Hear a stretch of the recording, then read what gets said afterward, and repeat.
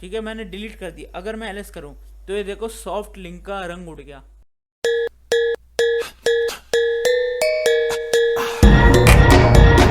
Hi all of you, आ गया हूँ फिर से एक और नई वीडियो के साथ। और ये होने वाली है पार्ट 3। ये होने वाली है तीसरी वीडियो बेसिक कमांड्स की। तो जल्दी से स्टार्ट करते हैं अपना EC2 इंस्टांस। ओके, सो मेरा EC2 इंस्टांस ये वाला है, रेड हैट हिंदी। ठीक है, इसे जल्दी से स्टार्ट करते हैं। और ये देखो पेंडिंग स्टेट में आ गया है। तो इतने एक काम कर लेते हैं, लेट्स कन्फिगर पुटी जेन। तो पुटी में की लोड कर देते हैं अपनी, जो रेड हैट हिंदी वाली की है। और अपने इस वाले में भी, जिसमें डबल PC है, इसके अंदर भी ऑथ में जाके ब्राउज कर लेते हैं अपनी की, सेम की रेड हैट हिंदी। ओके, और अब सेशन में जाके अब यहाँ पे डालना पड़ेगा IP। ठीक है, तो अब यहाँ से कॉपी करते हैं IP और यहाँ पे करते हैं पेस्ट। ठीक है, पेस्ट कर दिया। और अब ये खुलने वाला है अपना EC2 इंस्टांस। सो लॉगिन कर रहा हूँ EC2-यूज़र। ठीक है, क्योंकि यूज़र का नेम अपना EC2-यूज़र ही है। अब टाइम आ गया है अपने फ़ॉन्ट को चेंज करने का। So let's change the font size in the change setting. Okay, so for today font should be 26 and font style is bold. तो बोल्ड मेरे को सबसे अच्छा लगता है, क्योंकि इसमें फ़ॉन्ट बड़ा बड़ा दिखता है। मेरी स्क्रीन भी बड़ी है तो अच्छे से दिखता है। तो अभी के लिए कलर वाइट ले लेते हैं। ठीक है, आज के लिए। अब login as root user. So for that I have to run sudo-i। तो कमांड वही है, sudo-i। ठीक है, अब टाइम आ गया है। अब पहले एलएस करके देखते हैं यहाँ पे क्या है। लिनक्स एक डायरेक्टरी पहले इसे उड़ा ही देते हैं। एक काम करते हैं, rm-rf, मैंने पिछली बार वीडियो में बताया था, स्टार लगा दो, सब कुछ उड़ जाएगा। वैसे थी बस एक डायरेक्टरी, लेकिन अब सब कुछ उड़ गया। ठीक है, तो एलएस के और भी बहुत सारे ऑप्शंस हैं, मैं दिखा देता हूँ। अगर तुम चलाओगे ls-l, ये ऑप्शन है -l। ठीक है, अगर ये चलाओगे तो यहाँ पे अभी वैसे कुछ है नहीं। ठीक है, तो मैं पहले एक काम करता हूँ, मैं पहले बैक जाता हूँ। बैक गया, अब मैं टॉप लेवल रूट डायरेक्टरी में आ गया। ठीक है, अब यहाँ पे इतने सारे फोल्डर हैं। ठीक है, मैं पहले वापस से जाता हूँ अपने होम के अंदर। मैं ऐसे भी जा सकता हूँ। ठीक है, EC2 यूज़र। ठीक है, अब मैं सीधे EC2 यूज़र में आ गया। अब पहले sudo-i कर देता हूँ। ठीक है, sudo-i। ठीक है, तो मैं वापस वहीं पे आ गया हूँ। अगर मेरे को देखना है कि बिन फोल्डर के अंदर क्या है, तो मैं वो भी ls से देख सकता हूँ, ls/bin। ठीक है, ये देखो बिन के अंदर का सारी चीज़ें दिख गई। ओके, एंड मेरे को ये कमांड्स लग रही हैं, देखो सारी कमांड है यम, और ये सारी कमांड्स हैं। तो ये सारी बिन के अंदर है। तो तुम ऐसे करके किसी भी डायरेक्टरी के अंदर एक लोकेशन पे जाके एक पर्टिकुलर लोकेशन पर रहते हुए देख सकते हो। ज़रूरी नहीं है कि CD करके पहले वहाँ जाना है फिर LS करना है।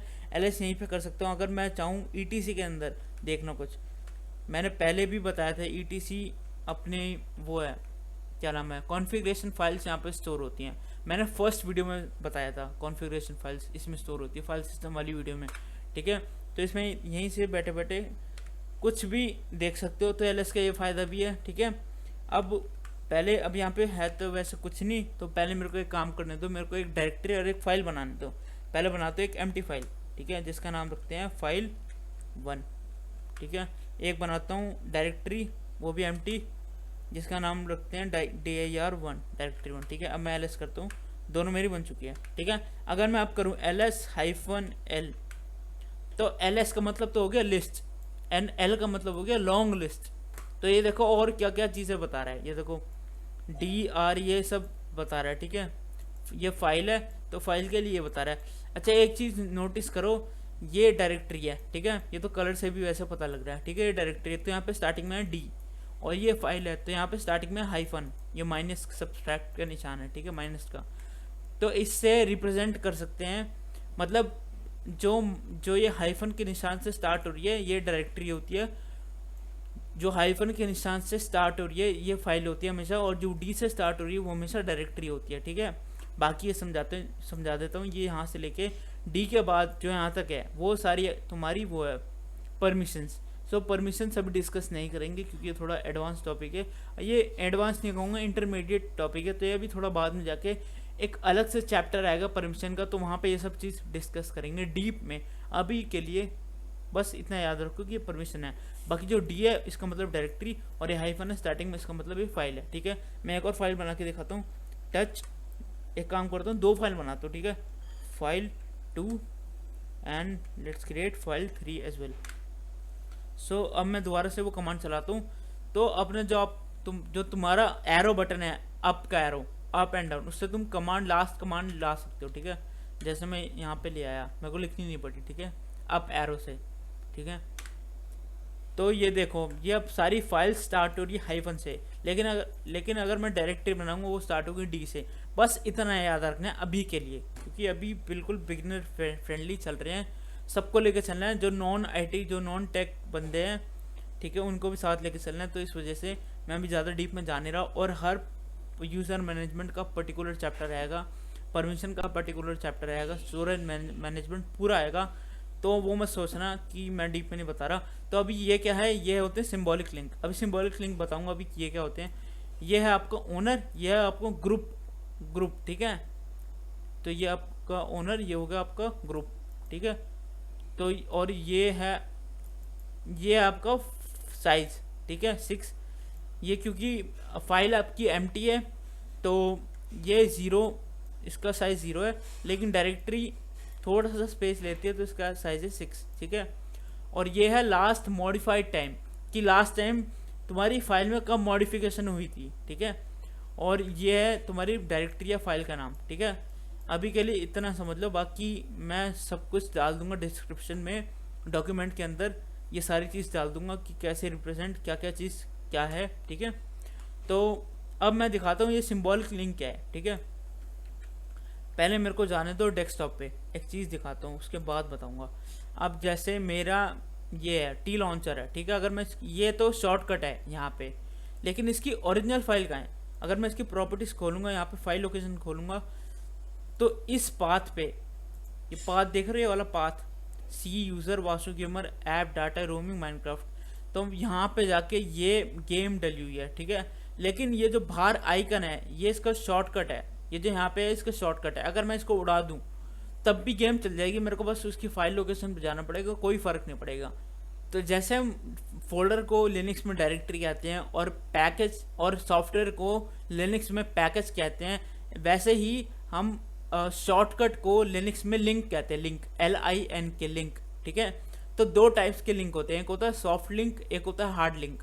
अब मैं दोनों में फ़र्क दिखाता हूँ। पहले मैं एक काम करता है, एलिस कर लूँ, यहाँ पे इन सब को उड़ा देता हूँ, RM-RF स्टार पता है ऑल के लिए। ठीक है, तो सब कुछ उड़ गया है, देख लो अब। ठीक है, कुछ भी नहीं यहाँ पे।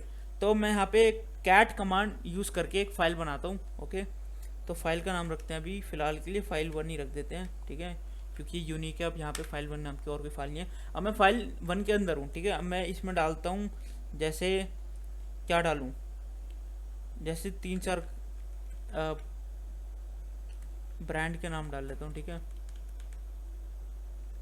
जैसे यहाँ पे मसल कार के नाम डाल देता हूँ, मस्टैंग। ठीक है, कैमरो एंड 1 मोर हेलकैट।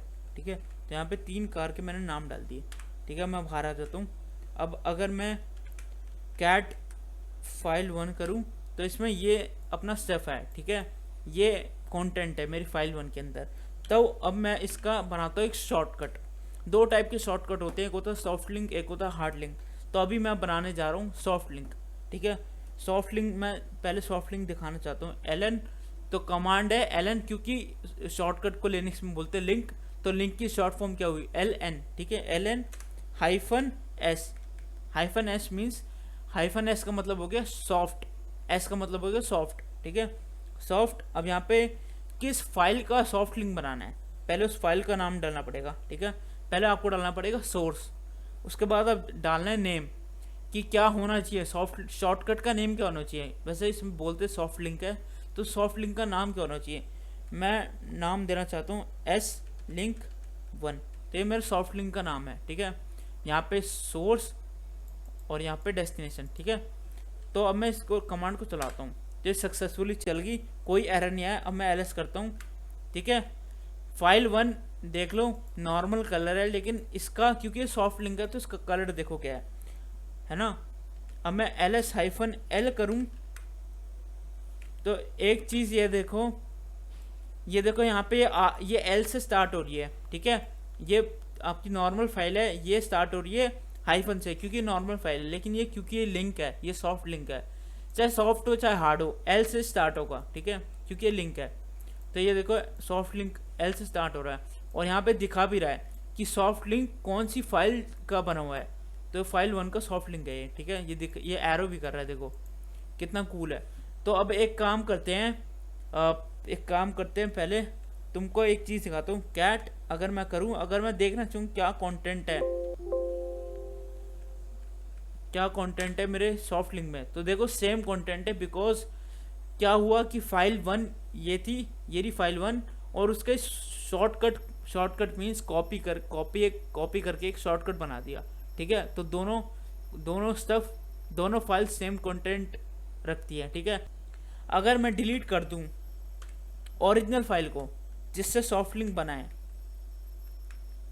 ठीक है, मैंने डिलीट कर दी। अगर मैं ls करूं तो ये देखो सॉफ्ट लिंक का रंग उड़ गया, ठीक है। अगर मैं ls-l करूं, अब देखो इसमें ये दिखा रहा है कि फाइल 1 एग्जिस्ट नहीं करती। ये बना तो फाइल 1 से था, लेकिन फाइल 1 ही एग्जिस्ट नहीं करती। अगर मैं कैट करूं, अगर मैं देखना चाहूँ वापस से सॉफ्ट लिंक के अंदर क्या है, तो मैं नहीं देख सकता, ठीक है। मैं दोबारा से दिखा देता हूँ। अगर मैं देखना चाहूँ, यहाँ पे गलती से इन्वर्टेड कॉमा आ गया। अगर मैं देखना चाहूँ तो ये देखो cat no such file directory, ठीक है, क्योंकि मैंने मेन सोर्स ही उड़ा दिया, ठीक है। मैंने ओरिजिनल फाइल ही उड़ा दी, तो उसका शॉर्टकट कैसे चलेगा। अब आता है पिक्चर में दूसरा लिंक जो है अपना हार्ड लिंक, ठीक है। हार्ड लिंक क्या है मैं दिखाता हूँ। हार्ड लिंक के लिए कमांड होती है ln, कुछ नहीं लगाना, -r-s कुछ भी नहीं लगाना, ln। पहले मेरे को फाइल बनाने दो क्योंकि यहाँ पे अब कुछ है नहीं ना। पहले मैं यहाँ पे ये इसको भी उड़ा ही देता हूँ, ठीक है, -rf स्टार, ठीक है। अब मैं यहाँ पे बनाता हूँ एक कैट से दूसरी फाइल बनाता हूँ। कैट क्या नाम डालूँ, लिनक्स नाम डाल देता हूँ फाइल का। इसके अंदर डालता हूँ mkdir, ये सारी कमांड्स तुम्हें पता ही है, ठीक है। टच rm, तो मैंने काफ़ी सारे कमांड्स के नेम डाल दिए, ठीक है। अब मैं बनाता हूँ अब मैं बनाता हूँ एक हार्ड लिंक, ठीक है। हार्ड लिंक के लिए क्या कमांड है, ln। अब पहले सोर्स क्या है, फाइल क्या था, लिनक्स नाम है, लिनक्स, ठीक है। अब यहाँ पे मैं बना देता हूँ इसको, क्या नाम दूँ, ln लिनक्स। तो मेरी फाइल का नाम है अब की बार फाइल 1, ठीक है, अगेन।